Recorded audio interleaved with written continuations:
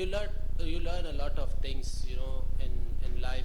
You live alone there, and a lot of things you learn. So yeah, I enjoy a lot there. Was the biggest challenge of bowling in the UK, or what was easiest? Was it a bit easier with the pitch?